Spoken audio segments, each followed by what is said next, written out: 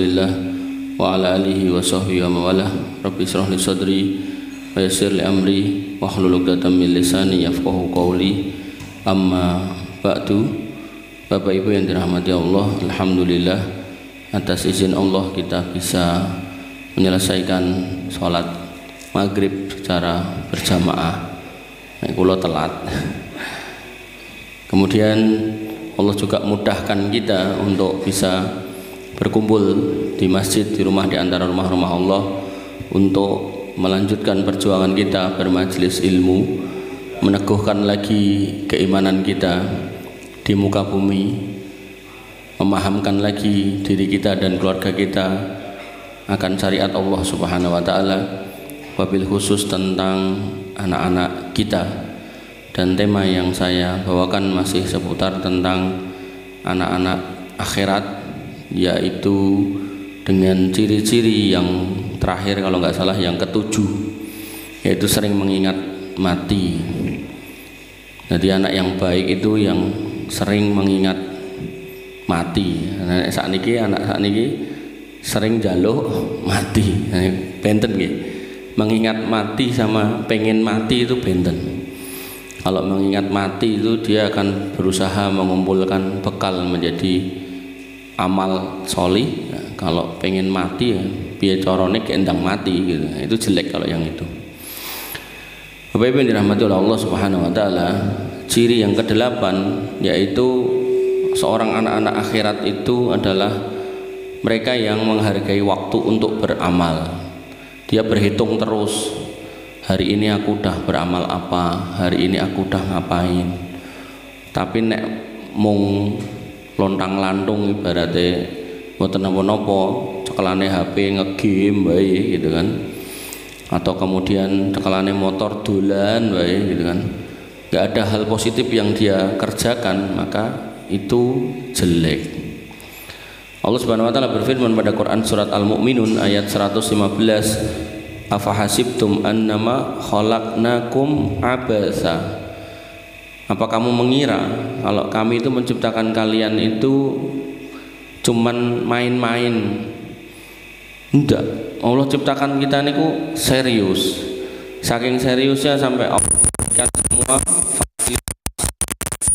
seisinya di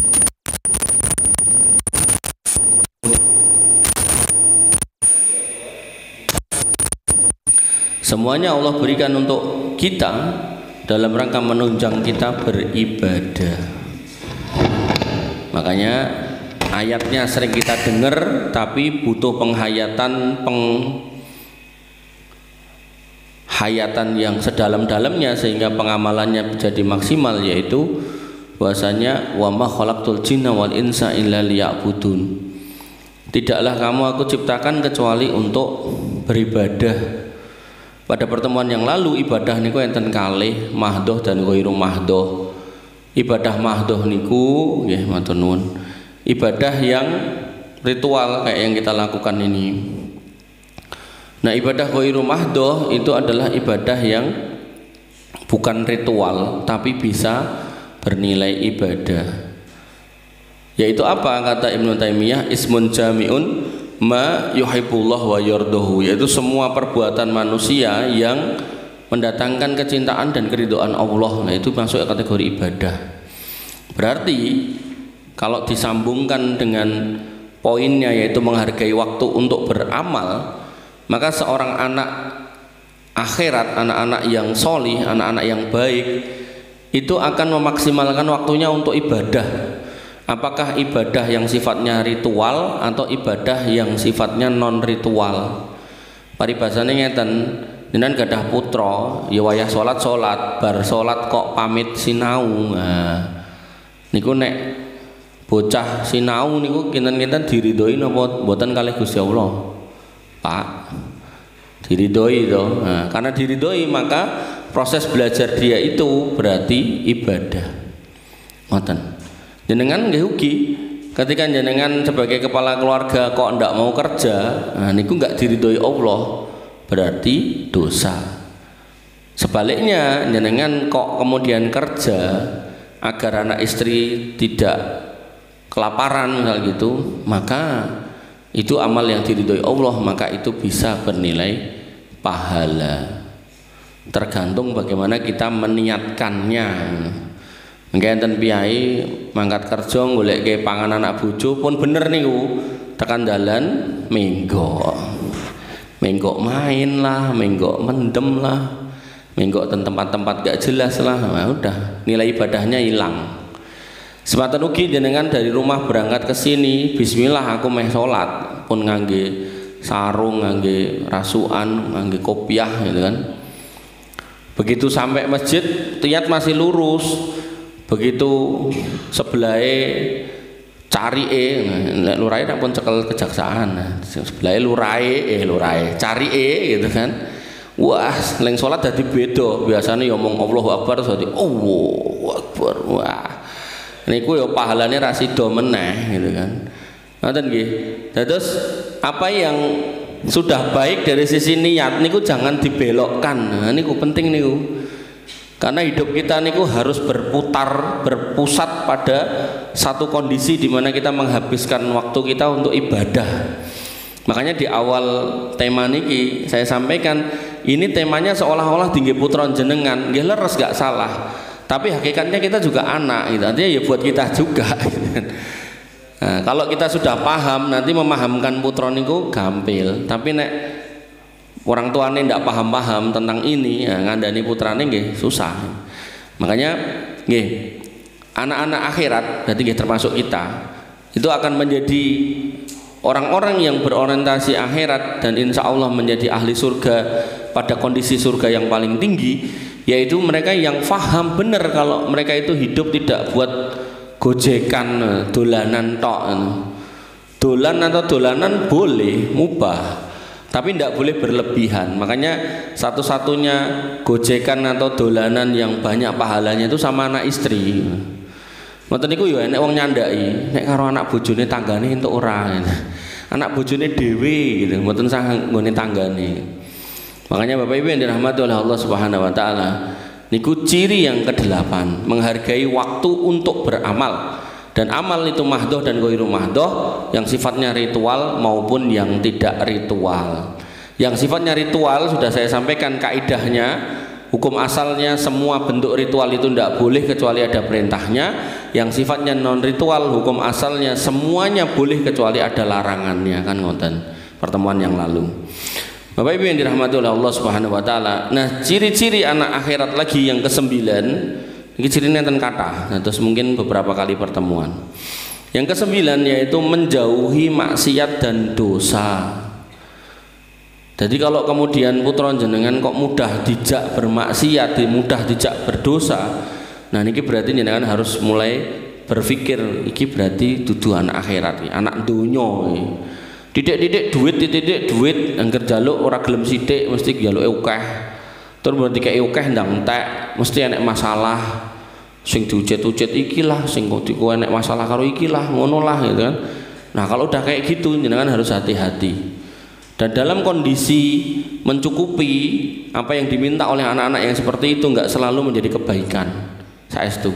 Makanya perlu pemahaman iki sing dijaluk apa. Oh, dijaluk nggo sekolah, siap diragati. Dijaluk tinggo main judi, no, serupiah wae moh.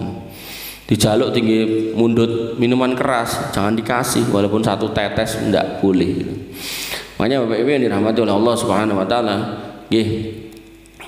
Allah berfirman dalam Quran surat Az-Zumar ayat 53, "Innallaha yaghfirud dzunuba jami'a." Bahwasanya Allah itu mampu mengampuni dosa kita semuanya. Tapi jangan lupa bahwasanya innallaha sadidul iqab. Bahwasanya Allah juga maha keras siksanya. Sehingga seorang hamba Allah itu tidak kemudian ngeloske bermaksiat dengan berharapan kol aku diampuni, mboten. Dia harus menahan jiwanya, nafsunya bermaksiat, karena dia tahu Allah itu punya siksa yang keras buat mereka yang bermaksiat.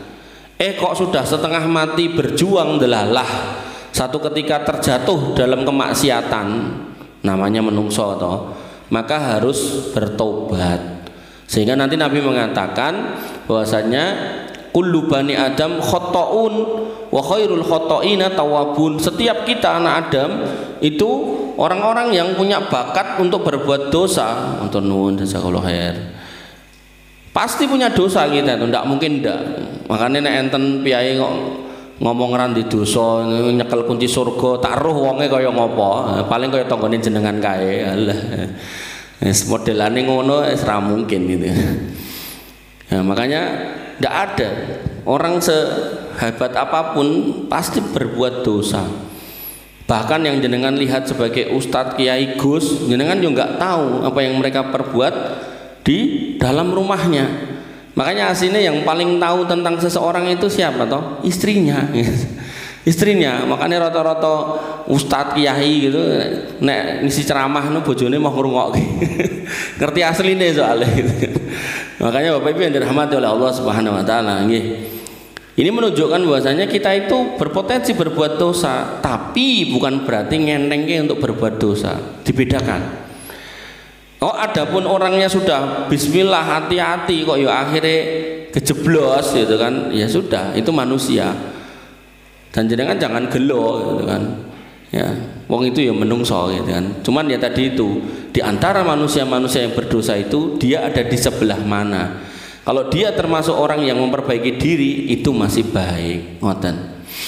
Bahkan ketika pun seseorang itu meninggal di atas ketidakbaikan, misal sambil mabuk meninggal atau pas berjudi serangan jantung mergo kalah gitu kan, itu pun masih ada peluang untuk masuk surga. Kapan? Ketika anaknya mau rajin memintakan ampun. Nah, makanya ini yang kita bahas, Pak. Karena kita nggak tahu peluang kita itu ada di mana. Apakah orang-orang yang selalu baik atau ya sok-sok berbuat jelek adalah pas jelek niku meninggal. Nah, kalau kita kemudian nggak tahu diri kita, terus kita menutup peluang anak kita untuk jadi lebih baik dengan kita nggak mau mengenal mana tuh anak-anak akhirat, mana tuh anak-anak yang soleh itu seperti apa. Lah wes angel niku mengke. Jenengan ninggalke napa mawon mesti yo entek ning bocah niku. Tapi nek yang ditinggalkan ini anak solih, anak-anak akhirat ya pasti oh pakku mati dek kae rong haji tak hajekke. Ngoten. Kan enten piyai sepuh niku lemai kuatah duite miliaran tapi wegah ngetokke duit nggo munggah kaji enten niku. Nah, makanya yang seperti itu harapannya nek wong tuane ra sadar, anake yang sadar. Karena seseorang itu begitu sudah punya kemampuan kok nggak mau haji itu dihitung ngutang, Pak, itu. Harus haji gitu kan. Lah ngantri Mas, ya harus daftar. Nah, nek wis daftar kok ora sida mangkat baru terhitung sudah berangkat. Kadang duwe duit akeh, daftar sing cepet bisa, pilih ngantri sing puluhan tahun. Nah, alasane dite ra eneng padahal eneng. Nah, manusia banyak ngeles, Allah tahu isi hati setiap manusia. Makanya Bapak Ibu yang dirahmati oleh Allah Subhanahu wa taala, menjauhi kemaksiatan nggih. Ini harus menjadi sikap yang hadir pada diri anak-anak kita. Dan nanti ciri anak yang baik itu ketika dia ditinggalkan temennya yang jelek, dia nggak sedih, Pak. Saya mungkin pernah nyontohkan entah di sini entah di mana, ada 10 orang pemabuk. Dari 10 ini yang 3 ngaji, akhirnya tobat. Sing 3 sing 7 cek ajek. Angger ketemu ngelokke, kowe saiki sombong, kemaki, kementus, sok ngalim, sok ustad, wis ra gelem srawung karo kanca. Kinten-kinten iki nek kula tanglet, niku sing salah sing 7 napa sing 3? Pak. Sing 7 to, soalnya ngejake maksiat. Nah sing 3 enggak mau. Tapi sing 7 karena rumangsa mayoritas, rumangsa banyak, nah, dia nyalahke yang sedikit. Kowe ngene, kowe ngono, wis ra kaya mbiyen. Nah, maka Bapak Ibu yang dirahmati oleh Allah Subhanahu wa taala, kebenaran itu terkadang harus dipegang sendirian. Nah, walaupun itu dipegang sendirian, tapi kalau di atas kebenaran, insya Allah Allah tetap membersamai. Pramila nggih, ketika anak-anak ini sudah paham arah kemana akhirat itu digapai, maka dia nggak akan sedih ketika ditinggal temennya yang jelek-jelek. Dia tetap akan bersabar dan luwih milih ngancani wong tuane. Kadang enten cah nom-nom dia oyo-oyoki kancane, ayo dolan. Mbok wis ning omah wae le. moh mending dolan aku mbok. Akhirnya dolan lah sama temen nih, dicekoki minuman keras, ditambahi macam-macam, matilah anak itu. Mboke dateng temajian kula tanglet ini. Terus aku ngene iki piye Mas, anakku dicekoki koncone nganti mati. Anakku asine cah apik Mas ngono. Mung koncone iki lho ngene-ngene. Pokoknya dia merasa anaknya itu enggak seperti itu gitu. Ya saya cuma bisa bilang sama beliau ya jenengan mintakan ampun yang banyak. Mudah-mudahan Allah mengampuni. Makanya Bapak Ibu yang dirahmati oleh Allah Subhanahu wa taala, ketika dikatakan menjauhi maksiat dan dosa, itu perjuangan seorang manusia itu berat banget dan akan menjadi berat kalau kita panjenengan orang tuanya enggak menemani. Jenengan colke gitu aja. Ning dile dolano, oh wis dolano sing suwe rasa mulih nek perlu. Nah, akhirnya yo dia pun makin parah gitu. Sampai ada niku dinasihati oleh tanggane, Pak, anakmu lho wedok jam 2 lagi mulai, jam 1 lagi mulai. Niku wong tuane ya nyauri enteng gitu kan. Ora apa-apa wong anak gaul. Ya tenan anggere nek wong lanang nyedaki menggauli ya meteng gitu. Begitu ada dikawinke bingung lanangane sing ndi gitu kan. Pun gawe ulem lanangane sing iki gitu. Akhirnya pas donge sing lanangan iku mlayu gitu kan. Rumangsa ora dhewean gitu loh. Ora melu mangan nongkone kena tlutoe, pilih melayu. Bapak Ibu yang dirahmati oleh Allah Subhanahu wa taala. Kemudian anak-anak akhirat berikutnya yang ke-13 yaitu dia adalah mereka yang ikhlas beramal, dan ini perlu jenengan latih. Misal jenengan betul lari dan masjid napa pas salat Id nika napa pas Jumatan kayak idit 5.000 nyole boke kotak infak. Nggih Pak, mungkin mulai TKI boleh boke mau piro 500 Pak, kok 500? Nah susuke ya sesuk dicoba meneh. Jek mending niku jujur, parah meleh ngomong dilebokke 5.000 ning ora enek sing mlebu 5.000 ne. Nah mulai nek jenengan dadi takmir sing bukai kotak niku nek perlu jenengan tandani niku duite, ditandani centang. Engko nek ngomong wis dilebokke dicek enek ora sing nganggo centang niku. Tidak apa-apa, latihan kejujuran itu berat. Mulai cah cilik niku biasanya ya sregep ngapusi gitu. Nah makanya kalau dari kecil niku ndak jenengan setir, nggak jenengan setel lah. Kuatile nanti pas gede, udah setelannya udah setelan yang susah. Bapak Ibu yang dirahmati oleh Allah Subhanahu wa taala. Tentu dalilnya adalah Quran surat Al-Bayyinah ayat 5, wa ma umiru illa liya'budullaha mukhlishina lahuddin. Dan tidaklah mereka diperintahkan untuk beribadah kecuali dengan ikhlas menyembah Allah Subhanahu wa taala. Pramila nggih nek misal gadah putra pun kuliahan semester akhir wedale kathah sing longgar. Nduk le kono ngajar TPA ngoten. Didorong. Moh Pak, bayarannya mung 150 ra apa-apa, engko 50 tambahi pake. Nambah kok 50 ya 300, ya wis ra apa-apa. Ning sregep sing mlebu ya. Engko sebulan mlebu pisan ya lho bayaran akeh. Wis cah saiki wis enek wae nukarane niku. Nggih, makane Bapak Ibu yang dirahmati oleh Allah Subhanahu wa taala dicobi. Oh, wis tak tembungke jadwale adzan. Engko nek anggar subuh kowe sing adzan ngoten.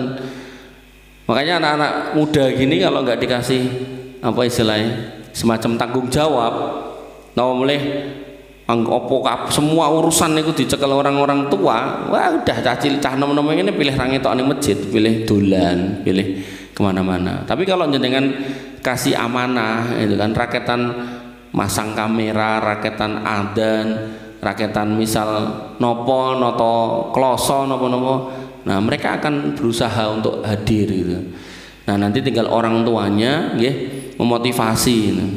Ayo jadwalmu ngepel masjid kapan? Mosok sing kula mireng anggere dipacake jadwal resik-resik masjid kok pake kabeh kok anake ora. Pak niki mbak bapak kabeh gitu. Anake rong tangi malahan grujuk lah. Nek nganggo ember kurang selang tarik. Anake rong tangi. Aduh.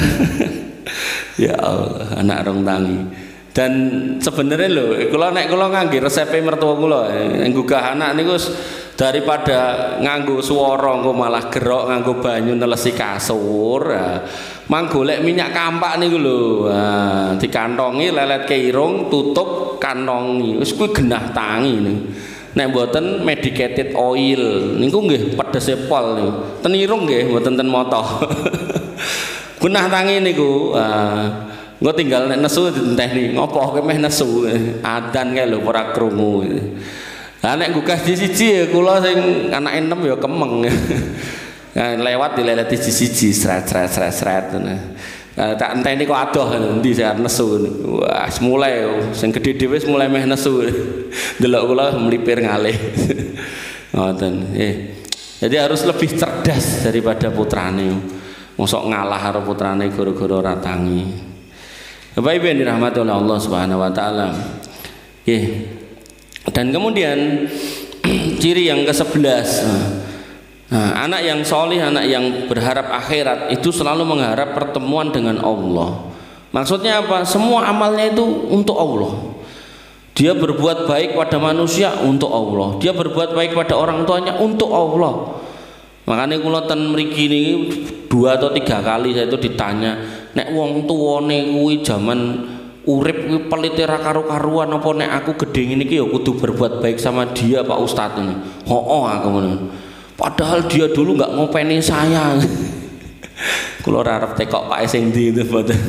Ning maksud saya, Bapak Ibu yang dirahmati oleh Allah Subhanahu wa taala, ketika jenengan bisa nyetel lare niku sebagai anak-anak akhirat, dia akan ngerti, bu dulu jenengan sempat galak, sempat pripun, sampai tua pun dia akan ngerti kalau ini orang tua saya harus berbakti walaupun dulu dia itu orang yang paling galak, paling jelek, paling pelit mungkin sama saya gitu. Tapi gini wow, nek mboten disetel gitu kan, ndak jenengan pahami ini dan nggak senengan tata anak itu untuk kesana arahnya. Ada pengajian jelas tinggal dorong putrane untuk lenggah ten mriki kok ya ora kersa gitu. Alasane bocahe jek enom ben dolan, mosok ket enom ngaji engko nek tuwek lah apa ya meh dadi piye to. Kok gen gaul sithik ngono. Wis nek model ngoten jawabane atos-atos Pak. Atos-atos, mboten enten sing ngertos menapa wayah meninggal niku lho. Waktu meninggal itu kita nggak ada yang tahu. Kula rencang kantor kula dereng dangu niki sore niku kula gojeki dalu niku pun dikabari kecelakaan meninggal ten dalan Solo Jogja nih. Makanya Bapak Ibu yang dirahmati oleh Allah Subhanahu wa taala, kita tidak ada yang tahu kapan itu mati. Makanya ketika anak-anak kita itu bisa kita arahkan ke masjid sejak muda, itu lebih baik. Setelane ini lebih mudah daripada jenengan nenggo susah disetel baru digiring. Wah, jelas angel. Napa melih pun sarjana wis kerja dikongkon salat pake mesti nyandaki. Pak jenengan lho sekolah ra tutuk lho lulusan SR ngongkoni aku sarjana. Pripun ngoten niku. Napa melih ngapunten tiyang sepuhe delalah nunut bocahe niku mergo pun mboten saged kerja. Nunut maem ten daleme bocahe niku wis tambah ra duwe taring gitu. Makanya Bapak Ibu yang dirahmati oleh Allah Subhanahu wa taala nggih, biar jenengan enggak sedih di hari tua nggih, monggo disetel selama masih bisa agar dia pun enggak perlu jenengan tunjukkan kamu harus berbakti sama aku, sama bapakmu. Dia udah ngerti kemana harus berbakti. Dia nggak perlu jenengan mintai maaf, dia juga udah ngerti kalau orang tua itu banyak salah pasti akan dimaafkan. Makanya anak-anak akhirat itu satu keadaan yang harus kita usahakan bersama. Allah Subhanahu wa taala berfirman tentang hal ini, tentang anak-anak yang mengharapkan pertemuan dengan Allah dalam setiap amalnya, yaitu Quran surat Al-Kahfi ayat 110, "Faman kana yarju liqa'a rabbih falyamal amalan sholihan." Maka siapa yang kemudian berharap berjumpa dengan Allah itu cuma terjadi di akhirat. Nanti enten wong ngaku-ngaku ketemu Allah di dalam tidur niku ngapusi. Nanti enten wong ngaku-ngaku ketemu Allah ketika melek niku nggih ngapusi. Nanti enten wong ngaku-ngaku nelpon Gusti Allah niku nggih ngapusi. Nanti enten wong ngaku aku duwe wirid tertentu nek kuwi tak waca Gusti Allah goleki aku niku nggih ngapusi. Pun ajeng pripun jenengan. Satu-satunya tempat kita ketemu dengan Allah, kita secara umum nggih. Kalau secara khusus Nabi Musa pernah diajak ngobrol Allah tapi tidak pernah lihat Allah. Di mana? Di Bukit Turisina. Fakhla'na alaika innaka bil wadil muqaddasi tuwa. Copot sendalmu, kamu sedang naik di atas sebuah lembah yang suci. Disitulah kemudian wa kallamallahu Musa taklima, Allah berbicara kepada Musa dengan berpembicaraan. Jadi benar-benar diajak ngobrol. Itu namung Nabi Musa, enggak semua nabi. Para nabi mayoritasnya itu melalui perantara namanya malaikat Jibril. Sehingga Bapak Ibu yang dirahmati oleh Allah, Nabi Muhammad pernah mengalami dialog dengan Allah ketika mendapatkan wahyu, perintah sholat 5 waktu. Begitu sampai di langit ke-7, di situ ada Sidratul Muntaha, pohon sidr yang godongnya berwarna-warni. Niku malaikat Jibril nemeni dari langit, dari dunia ke langit 1, 2, 3, 4, 5, 6, 7. Begitu sudah sampai di Sidratul Muntaha, Jibril tidak mau naik karena tidak mendapatkan perintah nemani ke atas. Nabi Muhammad naik ke atas sendirian, mendapatkan perintah itu sebanyak 50 kali dalam sehari. Di situ Nabi ngobrol dengan Allah. Tapi nggak ada riwayat Nabi ngobrolnya saling menatap, tidak ada. Sehingga yang disepakati oleh ulama adalah nggak ada khilaf, insya Allah kita ketemu Allah itu di akhirat. Kapan? Ketika kita sudah masuk surga dengan tempatnya masing-masing.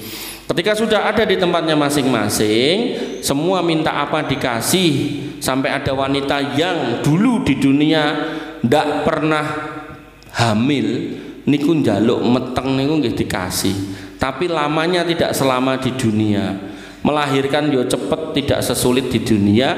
Disusoni nggih tidak selama di dunia. Dan nanti bocah niku gede ten pundi kula mboten mudeng karena saya tidak ketemu dalilnya. Kula yo ora wani ngarang-ngarang gitu kan. Nah, maka ketika semua yang minta sudah dikasih, maka Allah bertanya, adakah yang masih kurang? Para penghuni surga menjawab, sudah, semuanya sudah komplit. Lalu kemudian Allah menambahkan kenikmatan mereka dengan mengajak mereka untuk keluar di satu tempat yang luas, dan kemudian sebuah tabir yang sangat besar, tirai yang sangat besar dibuka, seret, di balik tirai itulah Allah Subhanahu wa taala. Dan mereka melihat Allah Subhanahu wa taala dengan nyata, dengan dohir yang nampak asli. Disitulah penghuni surga sepakat ini nikmat yang paling besar. Mboten sah jenengan candai berarti kelambune luwih gede timbang Gusti Allah, mboten mesti. Umpami nggih, niki umpami, niki meja to. Terus jenengan kayak kelambu cilik ngoten, sak menten. Kula ndelik gitu kan. Niku menurut jenengan kelambune kalih kula gede pundi? Ya tetap gede kula gitu kan. Jadi kelambu itu ada untuk menutupi pandangan kita yang terbatas, bukan untuk menutupi kebesaran Allah.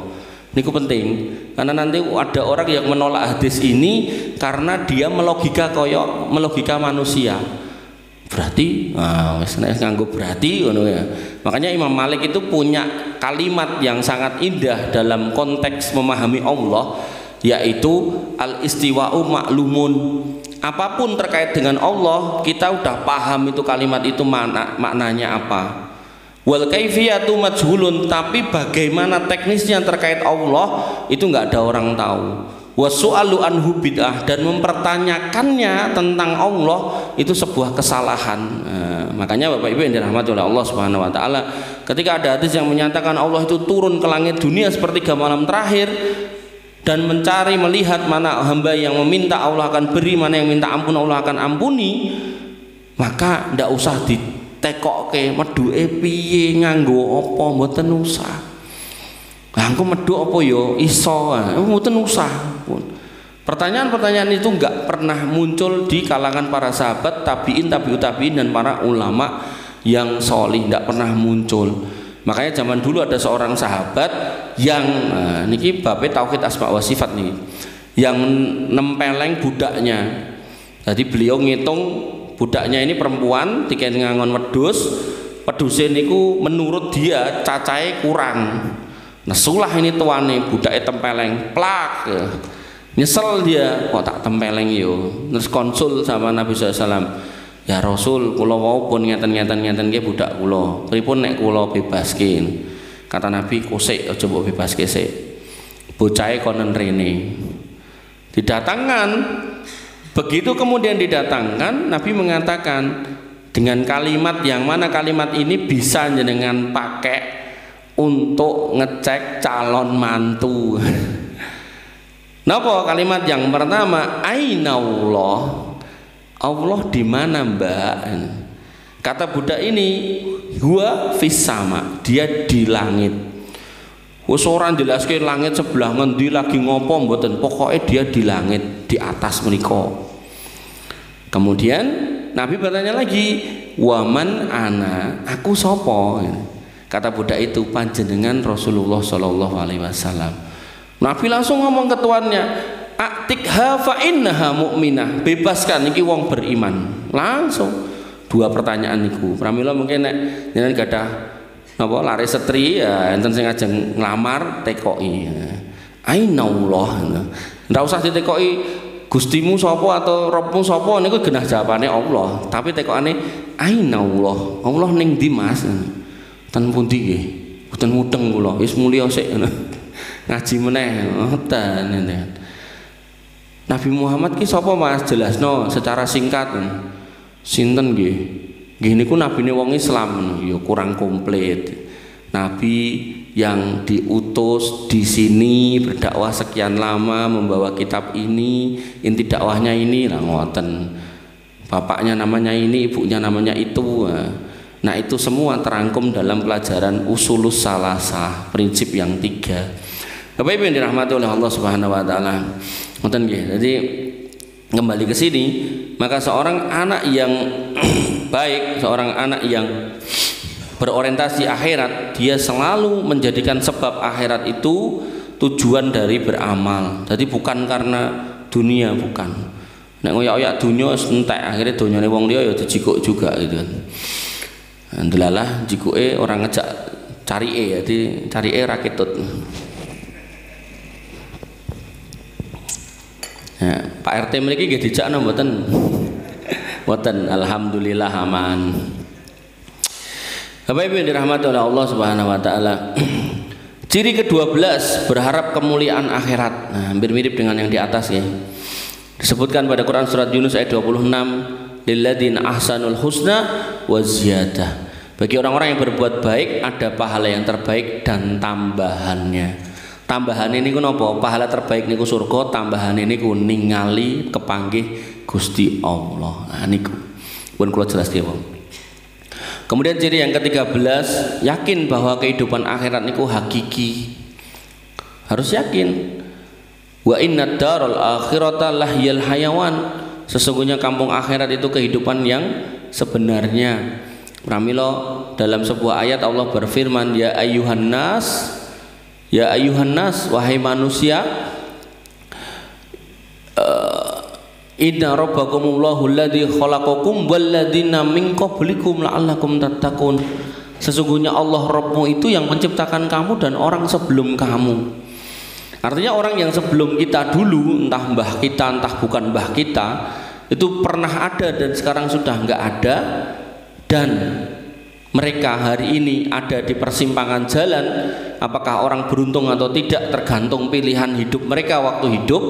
Nah sekarang giliran kita sekarang ada, yang nanti akan nggak ada, maka itu juga tergantung pilihan kita.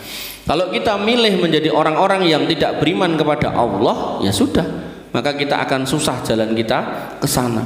Makanya alhamdulillah selalu kita ucapkan ketika kita masih diberikan hati yang longgar untuk mendatangi masjid, hati yang longgar untuk bermajelis ilmu.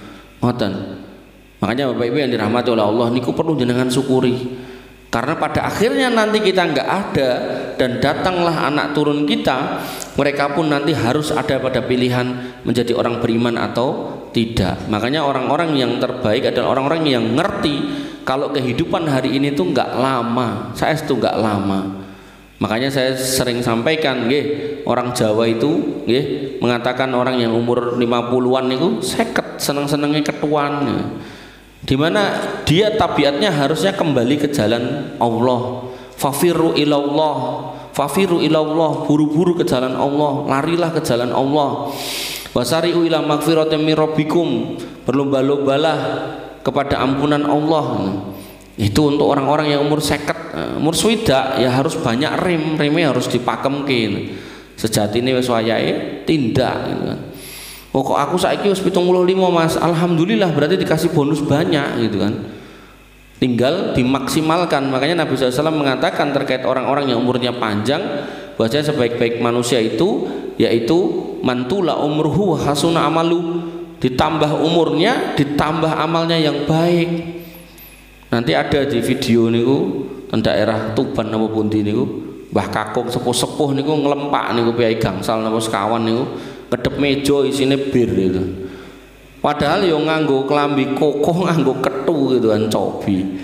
Jadi emang ten mriku niku nek enten wong manten niku suguhane bir itu. Tur mboten nganggo gelas siji-siji gitu. Wah, parah. Jadi mboten nganggo gelas siji-siji dilonggok sak botol. Makanya Bapak Ibu yang dirahmati oleh Allah Subhanahu wa taala, seorang muslim harus hati-hati. Jangan sampai fitnah itu justru datang ketika usia kita sudah 60 ke atas.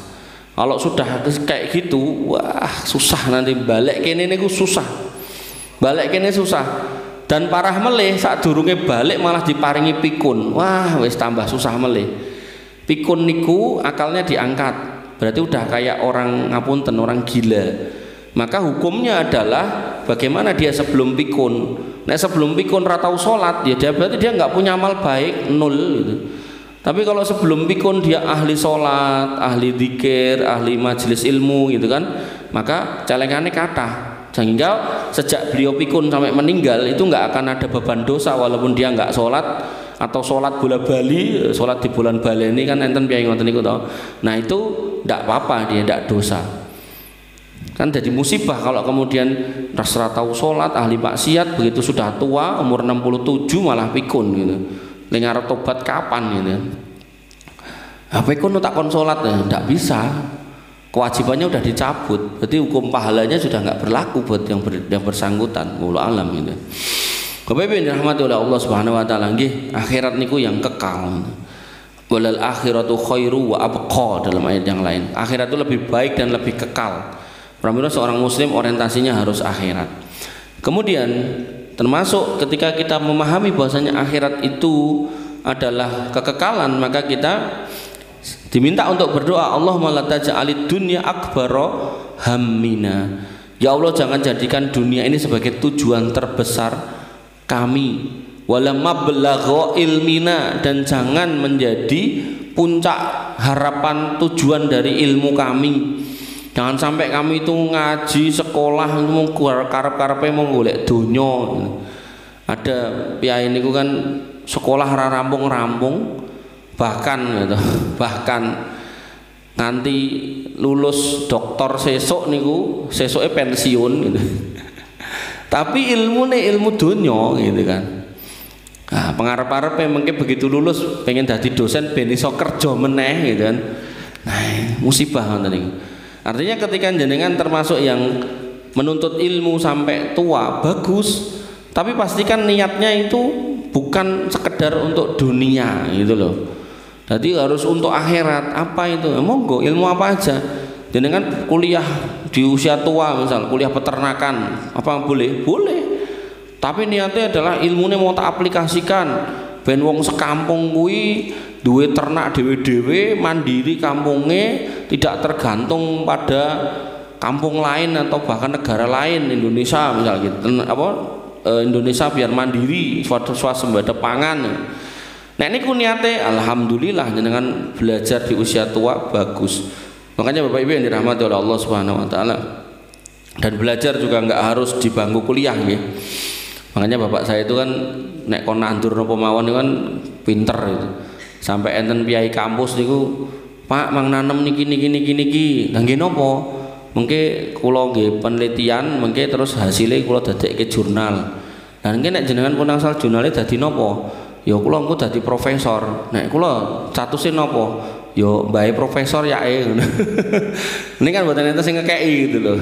Nah, makanya Bapak Ibu yang dirahmati oleh Allah Subhanahu wa taala, ilmu enggak selalu di bangku kuliah gitu. Artinya misal jenengan ketemu sama orang-orang yang punya skill-skill baik, bagus, dan jenengan merasa bisa memanfaatkan ya, aku diajari nandur iki ngoten niku. Makanya sebenarnya inovasi dalam apapun itu akan menghasilkan kebaikan. Kan dulu jagung niku sakwit niku siji to, bonggole niku. Terus begitu muncul 2, wah, orang mulai 2. Niki sing dereng enten nek barangkali jenengan iso neliti ya to, sakwit niku bonggol kabeh gitu. Nek nganti iso, wah, Mas jenengan dadi profesor jagung gitu. Profesor ngendi-ngendi bakal tunduk sama jenengan. Makanya enggak harus sekolah nih. Bapak Ibu yang dirahmati oleh Allah Subhanahu wa taala.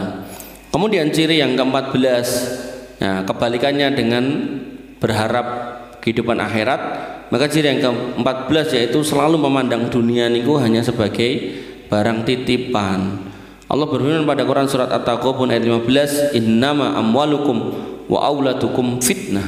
Sesungguhnya harta-hartamu dan anak-anakmu itu fitnah, menjadi cobaan orang beriman. Makanya kula ngisi pengawasan tenggene juragane bakso Aleknya. Bose jenenge Pak Alek ya, daleme Pak Alek ini.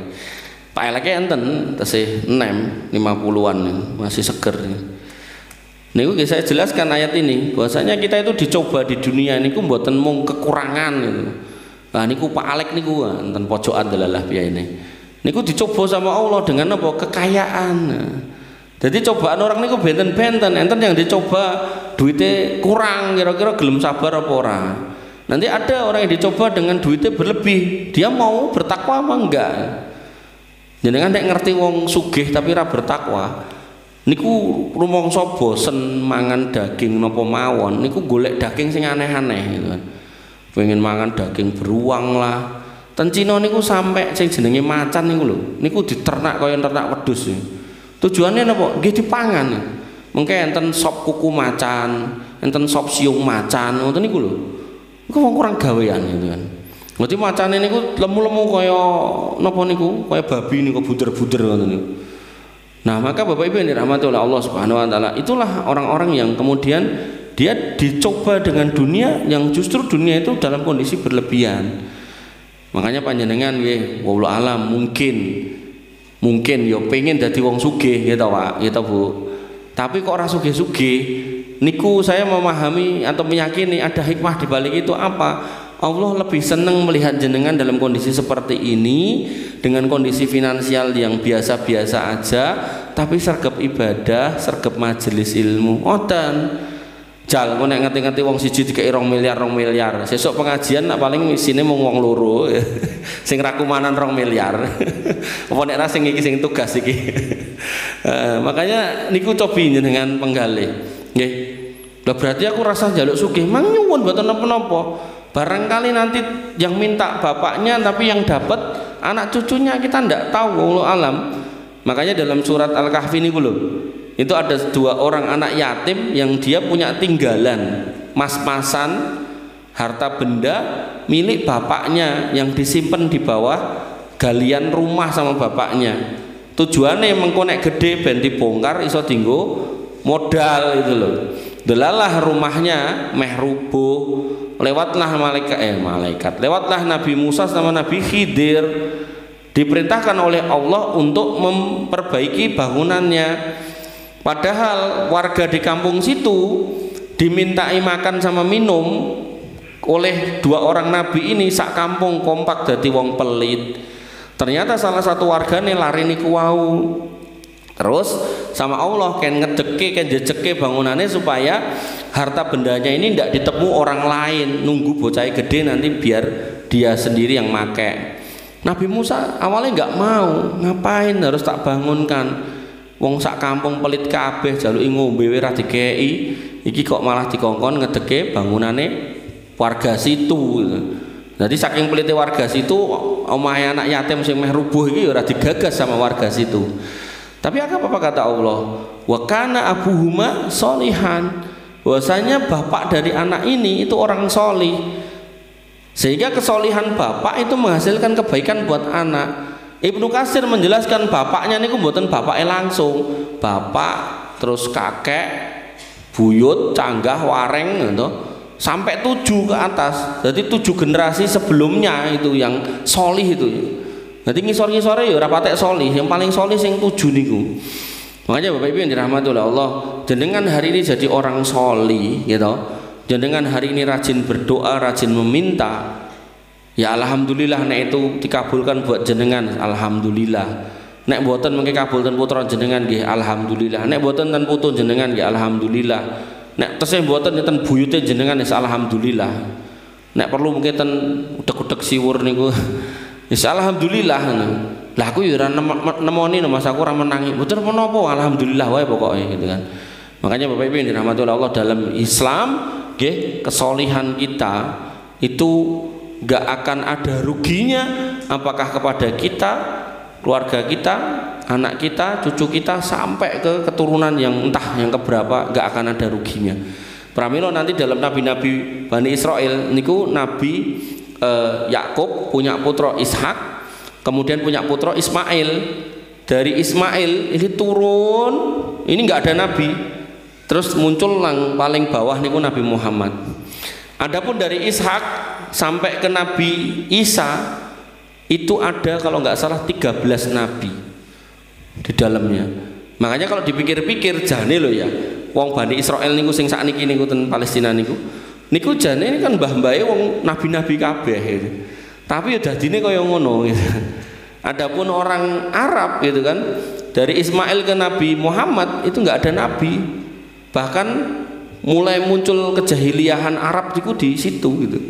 Tapi muncul orang terbaik di kalangan mereka. Makanya pramila panjenengan yang kemudian tidak berasal dari keluarga-keluarga yang ningrat, dari keluarga-keluarga alim, keluarga-keluarga kiai, mboten usah berkecil hati, santai mawon. Jenengan mulai dari jenengan, ndak usah kemudian jenengan wah iki kan keluargaku wong biasa, wong abangan, mboten. Engger jenengan kersa ngaji nanti lak diteruskan niku dadi tambah baik ngoten. Pun adzan apa dereng? Dereng.